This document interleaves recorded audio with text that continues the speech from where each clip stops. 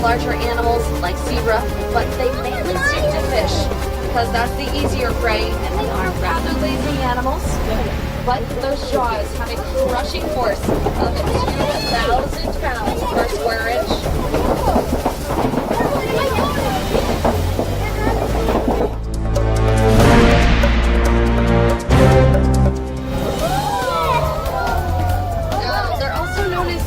Dogs because of the colorings in their coats.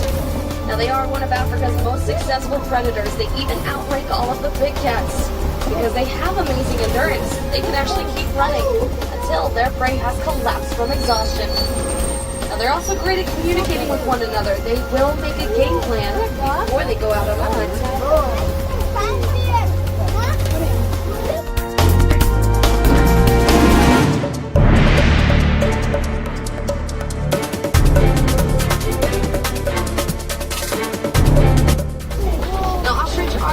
Largest birds in the world, and they can get to speeds of 40 miles per hour, so that does make them the fastest animals to run on two legs. Also back behind us to our left, you might see those small brown antelope laying down them.